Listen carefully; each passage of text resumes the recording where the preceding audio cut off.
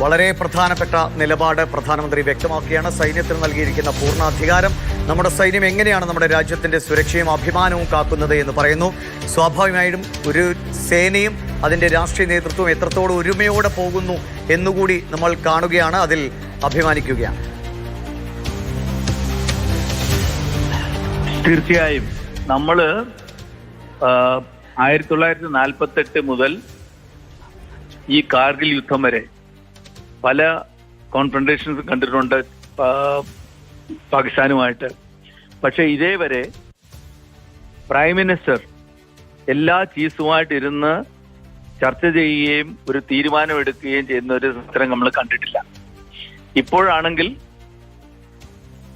Prime minister ഇങ്ങനെയുള്ള തീരുമാനം എടുക്കുന്നത് കാണിക്കുന്നതിനർത്ഥം access to the prime minister by the chief എന്ന് വെച്ചാൽ പ്രൈം മിനിസ്റ്റർ നേരിട്ട് കാര്യങ്ങൾ മനസ്സിലാക്കാനുള്ള ഒരു അവസരം കിട്ടുന്നുണ്ട് എന്നാണ്. അതുപോലെ തന്നെ ചീഫ്സിനും അവരുടെ ഭാഗത്തുള്ള പോയിന്റ്സ് പ്രൈം മിനിസ്റ്ററെ അറിയിക്കാമെന്നുള്ള ഒരു പോയിന്റ് ഇത് വളരെ ക്ലിയർ ആണ്. ആദ്യമായിട്ട് അപ്പൊ അത് ഒരു വളരെ ശരിക്കും അഭിനന്ദിക്കേണ്ട കാര്യം തന്നെയാണ്, ഒരു പുതിയ ചേഞ്ച്. മാത്രമല്ല ഇന്നത്തെ മീറ്റിംഗിൽ, ഇന്നത്തെ പ്രസ് കോൺഫറൻസിലും ഇന്നലത്തെ പ്രസ് കോൺഫറൻസിലും 3 സർവീസിന്റെ ആർമി, നേവി, എയർഫോഴ്സിന്റെ DGMOs വന്ന് ഒരുമിച്ചാണ് ഇത് ചെയ്തത്. കാർഗിൽ യുദ്ധത്തിലും ഇങ്ങനെ സംഭവിച്ചുകൊണ്ടെന്ന് എനിക്ക് സംശയമുണ്ട്. കാർഗിൽ യുദ്ധത്തിന് എയർഫോഴ്സ് ആക്റ്റീവ് ആയത് ഏതാനും ദിവസങ്ങൾ കഴിഞ്ഞിട്ടാണ്. ഇത് നേരെ മറിച്ചാണ്. ഇത് എല്ലാവരും കൂടെ ഒരുമിച്ചാണ്. നമ്മുടെ 1962 യുദ്ധത്തിൽ എയർഫോഴ്സ് പാർട്ടിസിപ്പേറ്റ് ചെയ്തതില്ല.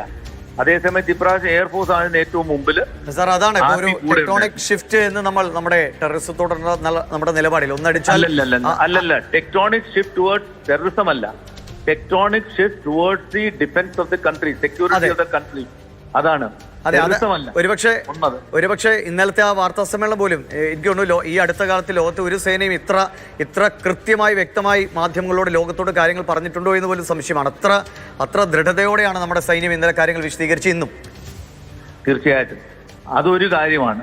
രണ്ടാമത്തത്, ഇന്ന് ഞാൻ കഴിഞ്ഞ ഏതാനും ദിവസങ്ങളായിട്ട് നോക്കുന്നത് അവരുടെ എത്ര സ്റ്റേഷൻസ് നമ്മൾ അടിച്ചു, നമ്മളുടെ എത്ര ആളുകൾ മരിച്ചു, അല്ലെ നമ്മൾ എത്ര എയർക്രാഫ്റ്റിനെ വീഴ്ത്തി, അവരെത്ര എയർക്രാഫ്റ്റിനെ വീഴ്ത്തി എന്നാണ്. അങ്ങനല്ല, നമ്മൾ നോക്കേണ്ട ആസ് എ കൺട്രി നമ്മളുടെ നാഷണൽ സെക്യൂരിറ്റി എങ്ങനെയാണ് ഡീൽ ചെയ്യുന്നതാണ്.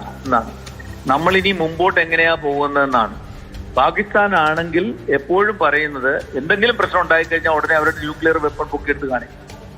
അത് കുറെ നാളായിട്ട് നമ്മളിങ്ങനെ നിൽക്കും. ഇപ്പൊ തന്നെ ഇതിനകത്ത് അമേരിക്ക ഇടപെട്ടതിന്റെ കാരണവും അത് തന്നെയാണ്.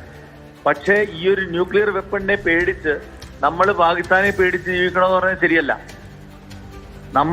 V have demonstrated to the world that we can handle a situation of this kind and we will be able to teach Pakistan lesson.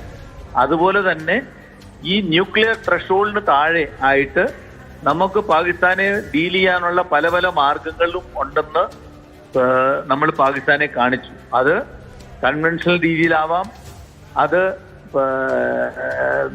Covert രീതികളിലാവാം, അത് എക്കണോമിക് രീതിയിലാവാം, അത് ഡിപ്ലോമാറ്റിക് രീതിയിലാവാം. ഇതെല്ലാം കാണിച്ച ഒരു ഓപ്പറേഷണൽ സിറ്റുവേഷനാണ് നമ്മൾ ഈ കഴിഞ്ഞ 2-3 ദിവസമായിട്ട് കണ്ടത്. അതിൽ തീർച്ചയായും നമ്മുടെ ഗവൺമെന്റിനെയും നമ്മുടെ സായുധ സേനകളെയും അഭിനന്ദിക്കുക തന്നെ വേണം. യെസ് സർ, വളരെ വളരെ നന്ദി പ്രതികരണം അറിയിച്ചതിന്. കരസേന മുൻ ഉപമേധാവി ലഫ്റ്റനന്റ് ജനറൽ ശരത്ചന്ദ്രാണ് നമ്മൾ പ്രതികരിച്ച